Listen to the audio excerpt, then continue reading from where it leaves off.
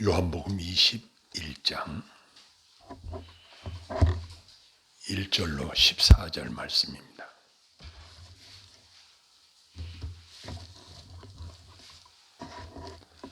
그 후에 예수께서 디베랴 호수에서 또 제자들에게 자기를 나타내셨으니 나타내신 일은 이러하니라. 시몬 베드로와 디두모라 하는 도마와 갈릴리 가나 사람 나다나엘과 세베대의 아들들과 또 다른 제자 둘이 함께 있더니 시몬 베드로가 나는 물고기 잡으러 가노라 하니 그들이 우리도 함께 가겠다 하고 나가서 배에 올랐으나 그날 밤에 아무것도 잡지 못하였더니 날이 새어갈 때 예수께서 바닷가에 서셨으나 제자들이 예수신 줄 알지 못하는지라. 예수께서 이르시되 애들아 너희에게 고기가 있느냐? 대답하되 없나이다. 이르시되 그물을 배 오른편에 던지라. 그리하면 잡으리라 하시니 이에 던졌더니 물고기가 많아 그물을 들 수 없더라. 예수께서 사랑하시는 그 제자가 베드로에게 이르되 주님이시라 하니 시몬 베드로가 벗고 있다가 주님이라 하는 말을 듣고 겉옷을 두른 후에 바다에 뛰어 내리더라. 다른 제자들은 육지에서 거리가 불과 한 50칸쯤 되므로 작은 배를 타고 물고기 든 그물을 끌고 왔어. 육지에 올라보니 숯불이 있는데 그 위에 생선이 놓였고 떡도 있더라. 예수께서 이르시되 지금 잡은 생선을 좀 가져오라 하시니 시몬 베드로가 올라가서 그물을 육지에 끌어 올리니 가득히 찬 큰 물고기가 153마리라. 이같이 많으나 그물이 찢어지지 아니하였더라. 예수께서 이르시되 와서 조반을 먹으라 하시니 제자들이 주님이신 줄 알고로 당신이 누구냐 감히 묻는 자가 없더라. 예수께서 가셔서 떡을 가져다가 그들에게 주시고 생선도 그와 같이 하시니라. 이것은 예수께서 죽은 자 가운데서 살아나신 후에 세 번째로 제자들에게 나타나신 것이라. 아멘. 사람들이 열심히 동분서주하는데 왜 그렇게 열심히 수고하고 했습니까? 이렇게 물어보면 먹고 살기 위해서 그러죠. 먹고 사는 것이 얼마나 힘듭니까? 정부에서도 국민들이 편안히 배불리 잘 먹고 살 수 있도록 정책을 세우는 것이 정부 당국자들의 주요 관심사이고 우리 각 가정들, 개인들도 어떻게 하면 먹고 사는 문제가 어렵지 않게 해결이 되고 풍족하게 살 수 있을까? 이것이 큰 문제 중의 문제입니다. 요즘은 우크라이나 전쟁 사태로 말미암아 세계적으로 원자재 값이 상승해서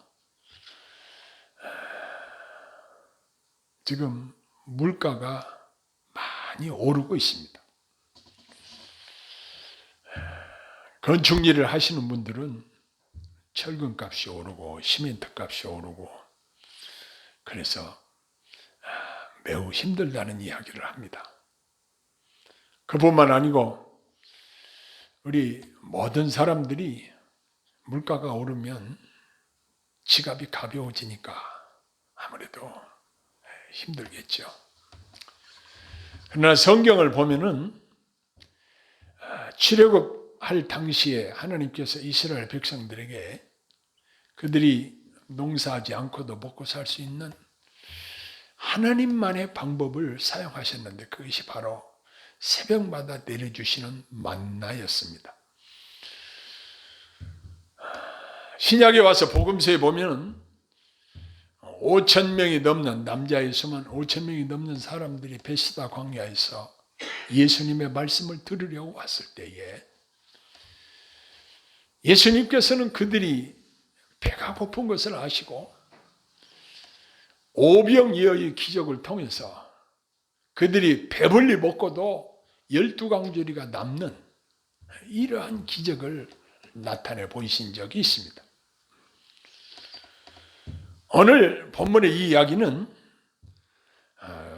요한복음 21장은 부활하신 예수님이 디베랴 호수에서 제자들에게 자기를 나타내신 일을 기록하고 있습니다.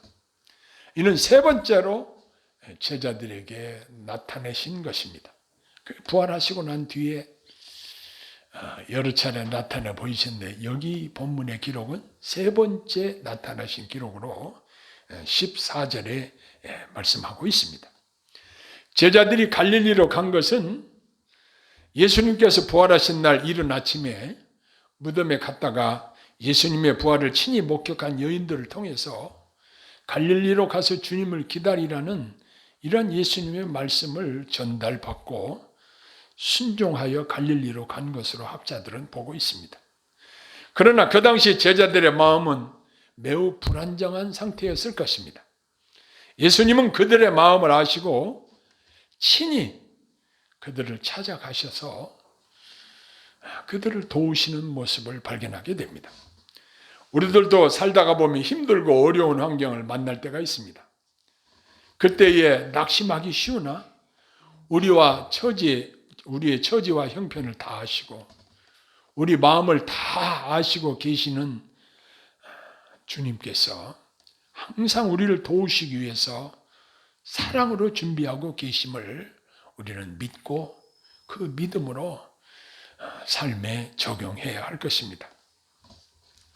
예수님과 한 몸인 우리들도 예수님의 마음으로 주변에 돌아보아야 할 분들이 있는지 살펴야 합니다.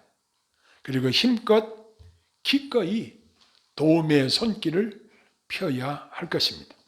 주님이 기뻐하시고 우리 자신도 기쁨이 충만할 것입니다. 2절에 보니까 7명의 제자들이 한 곳에 모여 있었다고 했습니다. 그들이 경험한 주님의 부활에 대한 이야기를 나누기도 했을 것입니다. 교회 공동체 안에서 이러한 교제를 통해서 서로 영적으로 성숙하고 그리스도의 몸된 교회가 든든히 서가게 되는 것처럼 그 당시 예수님의 제자들은 그들의 주제가 바로 예수님에 관한 이야기를 나누었을 것이다 이렇게 상상을 합니다. 그런데 그들이 고기잡이하러 나가서 밤새 수고했지만 아무것도 잡지 못했다고 기록하고 있습니다. 저도 저희 매형이 배가 있을 때에 그 배를 타고 낚시를 간 적이 있습니다. 어떤 때는 막 고기를 따담기가 바쁠 정도로 잘 잡힐 때가 있는데 어떨 때는 몇 마리 못 잡을 때가 있어요. 한 마리도 못 잡을 때가 있어요. 그런데 오랫동안 뱃일을 하면서 바닷속을 잘 아는 우리 매형도 고기가 어디에 있는지 어디에 가서 낚시를 내려야 고기를 잡는지 너무나도 잘 알고 있음에도 실제로 잡힐 때도 있고 안 잡힐 때도 있었습니다. 한 번은 우리 친구들과 함께 8월 말경에 수련회를 가서 한 번은 고기를 잡으러 갔는데 아침 새벽에 그 낚시점에 가서 이 미끼를 사는데 그 낚시점에서 하는 말이 오늘은 미끼를 많이들 사가시네요. 그러더라고요. 그러니까 그날은 많은 사람들이 낚시를 하러 갔던가 봐요. 그런데 가가지고 바다에 가서 미끼를 끼워서 던졌습니다. 아니 넣으면 나오고 굵은 생선들이 그렇게 많이 나오는 거예요. 처음에는 몇 마리 잡힐까 해서 고기를 담는 이만한 그물망 있죠. 거기다가 담았어요. 그런데 나중에는 4명이 이렇게 잡는데 계속 올라오니까 그것을 배 밑창에다 그냥 막 집어넣은 거죠. 그래서 그날 우리 6가정이 수련회를 갔는데 너무 많이 잡혀가지고 그날 회 떠서 먹고 또 남은 것을 소금으로 절여가지고 한 집당 아이스박스 한 박스씩 다 가지고 가도록 해줬습니다. 찌개 끓여 먹고 회 떠 먹고 얼마나 많이 잡혔는지. 그런데 이렇게 많이 잡히면 좋은데 안 잡혔을 때 어떻겠습니까? 지금 이 사람들은 기술이 부족한 사람들도 아니었습니다. 이 사람들은 고기잡이 하는 일로 잔뼈가 굵은 사람들이었습니다. 그들이 이 어로 작업을 한 시간은 밤새 그물을 던졌습니다. 그들은 어디에 가서 그물을 던지면 많이 잡힐 것이다. 어떤 어종이 잡힐 것이다. 이것도 잘 알고 있던 사람들이었습니다. 그런데 밤새껏 그물을 던졌지만 한 마리도 잡지 못했다. 이렇게 기록하고 있습니다. 이것을 통해서 예수님 없는 노력이 무익하고 허망할 뿐임을 제자들이 실제로 경험을 한 것입니다. 예수님 없이 아무리 열심히 노력하고 애써봐도 그들은 결국 허무함을 깨달았을 것입니다. 혹자는 예수 없이도 출세하고 많은 돈도 벌 수 있다고 따질지도 모릅니다. 그러나 다른 것은 다 할 수 있지 몰라도 영혼 구원받는 일은 예수님 없이는 불가능한 것입니다.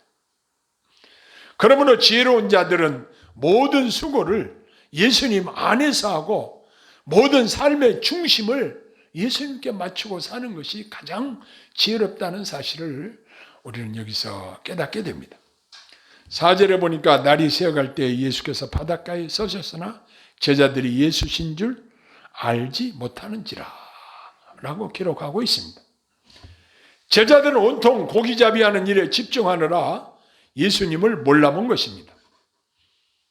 예나 지금이나 많은 사람들이 예수님을 만날 기회를 놓치는 이유가 자기 일에 너무 바쁜 나머지 찾아오신 예수님에게는 관심을 보일 여유가 없이 사는 것입니다. 그러나 그렇게 되면 최악의 손실을 경험하게 될 것입니다. 구원의 기회를 놓치는 안타까운 모습을 우리는 많이 보게 됩니다.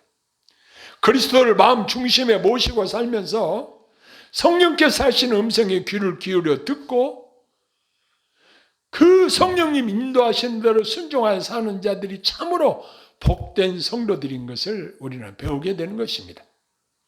5절에 보면 예수님은 제자들 향해서 이렇게 말씀하셨습니다. 얘들아, 너희에게 고기가 있느냐? 이렇게 질문을 하십니다. 이 말을 들은 제자들은 없나이다 그랬습니다. 복음서에 보면 예수님께서 난치병에 걸려 고생하는 자들에게 네가 낫기를 원하느냐? 이렇게 질문하신 적이 있습니다. 여기서 예수님께서는 야, 너네들 고기 좀 잡았어? 고기가 얼마나 있어? 예수님은 다 알고 계시면서도 그들에게 질문했습니다. 그들의 말은 짤막한 대답이었습니다. 아마 힘이 하나도 없이 말했을 것입니다. 없나이다. 우리가 하나님 앞에 기도할 때에 아름다운 많은 말들이 필요치 않습니다. 사실 그대로 우리가 처한 상황을 주님께 아뢰면 되는 것입니다. 얼마나 간결한 표현입니까? 없나이다. 없어요. 이렇게 표현하고 있습니다. 이 말을 들으신 예수님께서는 거기서 끝나는 것이 아니라 그들의 문제를 해결해 주십니다.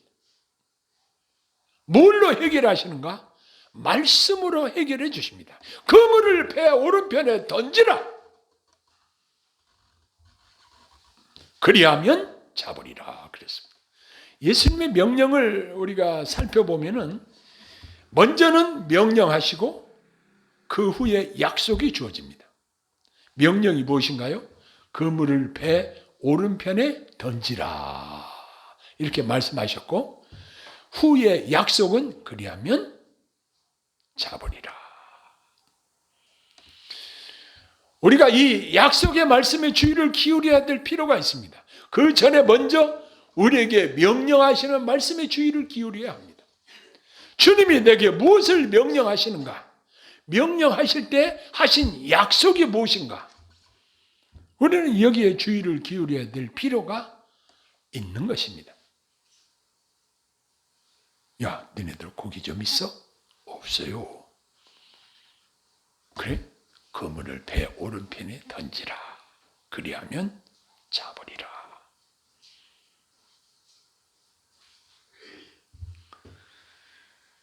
이 말씀하시는 대로 제자들이 순종하여 그물을 던졌더니 물고기가 많아 그물을 들 수 없더라 라고 기록하고 있습니다.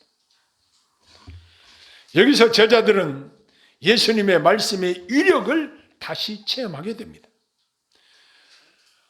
경험이 많고 고기잡이 하는 데는 최고의 기술을 자랑할 만한 그들이 밤새도록 수고하며 그물을 던졌지만 한 마리도 잡지 못했는데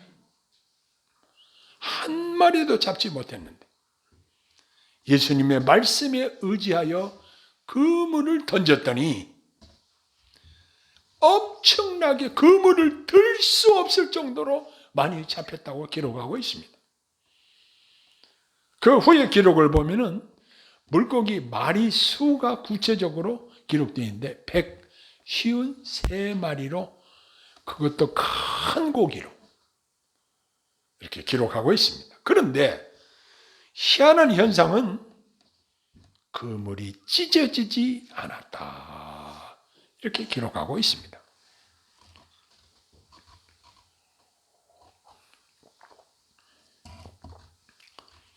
아무리 많은 고기가 잡혔어도 그물이 만일 찢어졌다면 다 도망가 버리고 고기를 잡을 수 없었을 것입니다.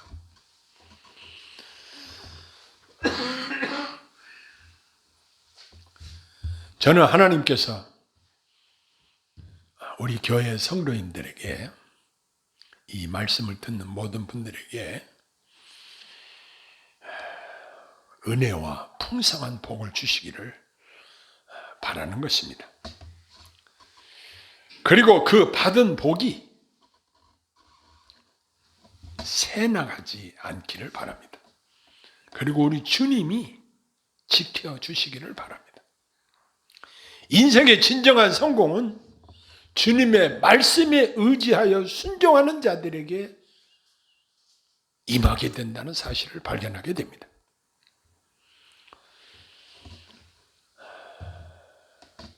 많은 사람들이 자기 지혜로 자기 소견에 옳은 대로 해보다가 낭패와 실망당한 뒤에 주님 앞에 나오는 경우들이 많이 있습니다.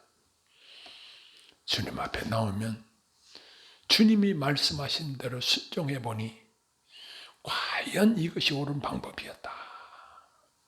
이것을 깨닫게 되는 것입니다. 우리 예수님은 가장 중요하게 여기는 것이 우리의 구원 문제이지만 더불어서 보너스로 우리가 이 땅에 사는 동안 우리의 필요를 다 아시고 채우시는 분이시라는 사실을 또한 여기서 발견하게 됩니다. 그래서 예수님이 가르쳐 주신 주기도문에 보면은 이런 이야기가 나오잖아요. 날마다 우리에게 일용할 양식을 주옵시고. 우리가 일용할 양식을 걱정할 필요가 없으면 이 기도를 할 필요가 없어요. 그러나 이 세상은 우리가 먹고 사는 문제를 해결하는 것이 간단하지가 않아요.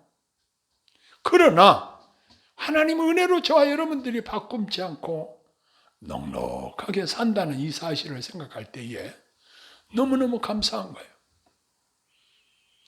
저는 요 며칠 전에 양쪽 어깨가 너무 많이 아파가지고 우리 친구 목사님한테 이야기를 했더니 여기 가까운 데 병원을 한 소개를 해줘서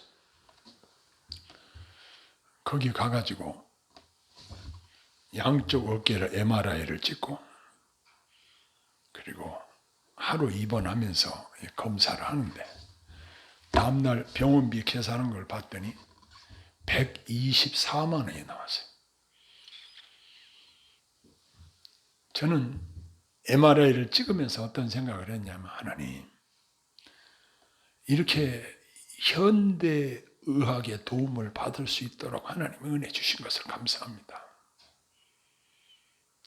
돈이 없는 사람은 치료도 못 받잖아요.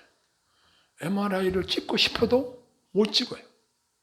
그러나 치료를 받을 수 있도록 여건을 허락해 주신 거예요. 그런데 의사가 다음날 사진을 보더니 수술 단계는 아니고 그냥 약물 치료로 가능합니다. 그래서 주사 맞고 그리고 하는데 많이 부드러워졌어요. 우리는 이 땅에 살면서 여러 가지 필요한 것들이 우리에게 요구될 때가 많이 있어요. 우리는 그때마다 누구를 의지해야 할까요? 나에게 모든 필요를 공급하시는 주님 의지하는 것이죠. 그래서 날마다 일용할 양식 속에 우리의 모든 필요한 것이 내포되어 있어요. 그 기도 안에. 제가 즐겨 부르는 찬송 중에 하나, 내 주는 자비하셔서 늘 함께 계시고 내 궁핍함을 아시고 늘 채워주시네. 그렇습니다. 우리 주님은 자비로우셔서 내 궁핍함을 다 아시고 넉넉히 채워주시는 것입니다. 여러분은 이 길에만 내려가 보십시오. 얼마나 많은 차들이 움직이고 얼마나 많은 사람들이 먹고 살기 위해서 생존 경쟁이 치열하게 움직이고 있습니까? 그럼에도 불구하고 우리들이 다 넉넉하게 누리고 살고 있지 않습니까? 이게 하나님의 은혜 아니면 무엇이겠습니까? 그런데 9절에 보니까 예수님은 미리 제자들이 먹을 조반, 즉 생선과 떡을 준비하시고 시장한 제자들이 먹을 수 있도록 미리 준비하셨습니다. 진정한 사랑과 섬김의 본을 보여주시는 예수님의 모습을 여기서 발견하게 됩니다. 우리가 사람을 사랑할 때 말과 혀로만이 아니라 실제로 상대편에게 유익이 될 수 있도록 하는 것이 중요하다는 것을 깨닫게 됩니다. 그리고 이 일에는 사랑의 수고와 자기 희생이 따른다는 사실을 또한 배우게 됩니다. 예수님은 제자들에게 지금 잡은 생선을 좀 가져오라 이렇게 말씀하십니다. 이는 제자들이 고기를 잡도록 은혜를 베푸신 주권자로서 하신 명령이었습니다. 그들이 잡은 고기는 그들이 노력해서 얻은 것이 아니었습니다. 자, 그러면 그 153마리 그들이 잡은 물고기의 주인은 누구일까요? 우리 주님이시죠. 밤새도록 한 마리도 못 잡았는데 예수님이 말씀하신 대로 그물을 배 오른편에 내렸더니 그물을 들 수 없이 많은 고기 153마리가 잡혔는데 그 중에 잡은 중에 좀 몇 마리 가져오너라. 구워서 함께 먹자. 지금 예수님이 그렇게 말씀하신 것입니다. 우리가 여기서 배우는 것은 우리가 소유한 모든 것의 참 주인은 내가 아니라 주님이시라는 사실입니다. 우주 만물이 다 하나님의 것입니다. 그리고 우리가 가진 것 중에 하나님께로 받지 않은 것은 아무것도 없습니다. 우리의 생명을 주셨으며 우리가 살아가는 데 필요한 모든 것들을 하나님이 주셨습니다. 그 어떤 것도 내 소유권이라고 주장할 수 있는 것은 없습니다. 우리가 노력을 통해서 얻은 것들도 하나님의 은혜로 주신 것입니다. 하나님이 건강을 주셔서 일할 수 있도록 하셨고 지혜를 주셔서 일하게 하셔서 얻은 것들이기 때문에 사실은 다 하나님이 주신 것들입니다. 그런데 간혹 그분이 우리에게 요구하시는 것은 그것들 중에 일부를 가져오라고 명하실 때가 있습니다. 그때 우리는 이 물질들이 내 것이라는 생각을 가지면 주님께 드리기가 아깝고 힘듭니다.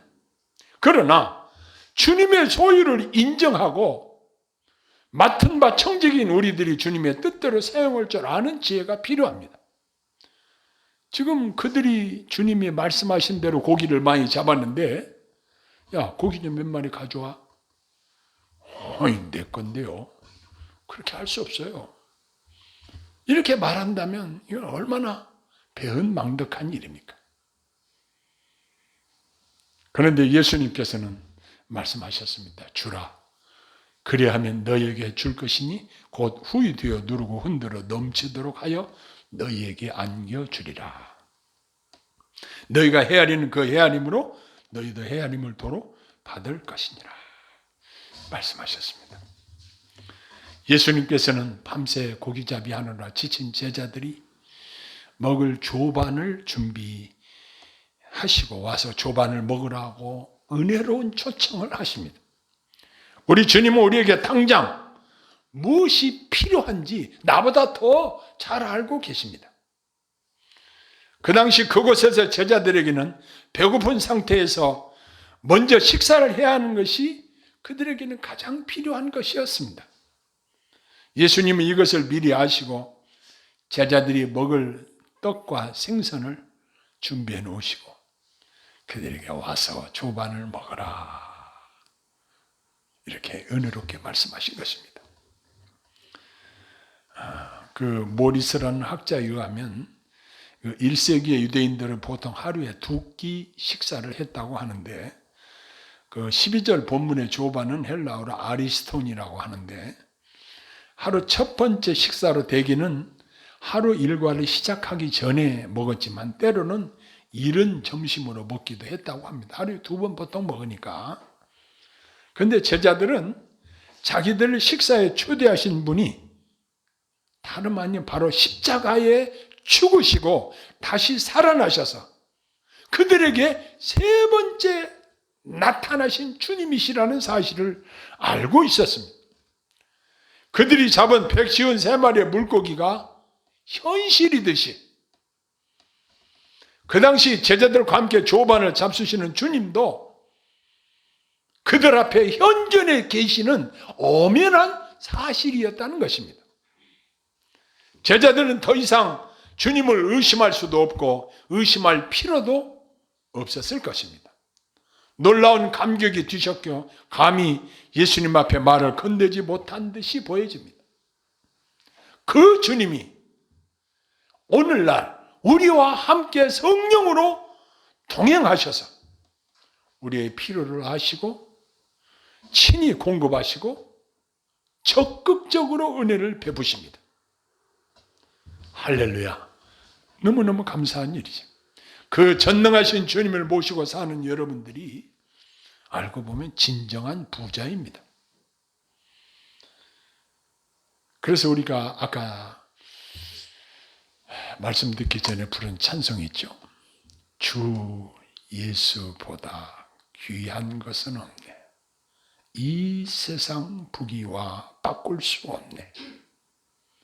영 죽을 내 대신 돌아가신 그 놀라운 사랑 잊지 못해.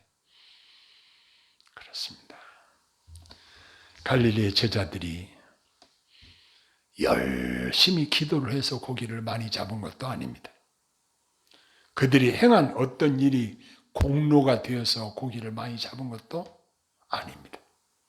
오직 제자들을 사랑하시는 예수님이 그들을 먼저 찾아주셨고 또 그들에게 예수님이 어떤 분이신가를 다시 한번 체험적으로 알게 하시고, 시장했던 그들에게 조반을 미리 준비해 먹이시고, 그들과 교제의 장을 마련하신 예수님의 한량없으신 사랑을 여기서 보게 되는 것입니다.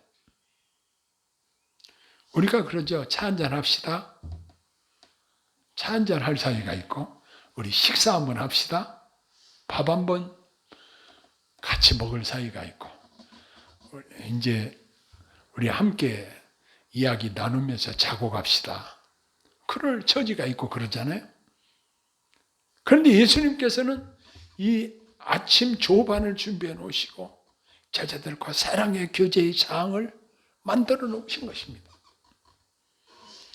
오늘날 우리들이 주님께 은혜와 복을 받는 것도 내가 무엇을 잘해서 복을 받는 것이 아니라 주님 편에서 우리에게 무조건적으로 은혜로 우리에게 주신 것이라는 사실입니다. 이 요한복음 21장 상반부에서 예수님의 제자들에게서 무슨 그들이 이렇게 놀라운 은혜를 체험할 만한 어떤 그들의 행적을 아무것도 기록하고 있지 않습니다. 그러나 예수님이 직접 그들을 찾아가셨고 그들에게 고기를 잡도록 하셨고 은혜의 체험을 하게 하셨고 그들과 함께 조반을 먹게 하셨고 그러면서 그들에게 부활하신 주님이 그들과 사랑의 교제의 장을 만드신 것입니다. 사랑하는 성도 여러분, 하나님의 성령께서 저와 여러분들을 사랑하시고 우리 안에 내주하셔서 언제든지 나와 동행하시고 내게 지혜를 주시고 내 필요한 것을 채워주심을 믿으시기를 바랍니다. 그리고 이 말씀대로 여러분의 삶에 적용해 살기를 소원합니다. 주님의 넉넉함을 여러분들이 누리고 사시기를 소원합니다. 기도하겠습니다. 사랑의 아버지 하나님, 우리들은 주님 앞에 아무런 공로가 없고 아무것도 자랑할 것이 없습니다. 오히려 허물투성이요 하나님 앞에 책망받을 것밖에 없사오나 우리 주님이 우리를 불쌍히 여기시고 사랑하시고 은혜 베푸시고 인도하심을 감사합니다. 우리 주님이 우리 삶의 현장에 친히 개입하시고 주장하시고 인도하심으로 하나님께 영광 돌리며 살게 하시고 주님 공급하심을 힘입어 은혜롭게 참 부유를 누리며 살 수 있도록 복을 내려 주옵소서. 예수님 이름으로 감사하며 기도하옵나이다. 아멘.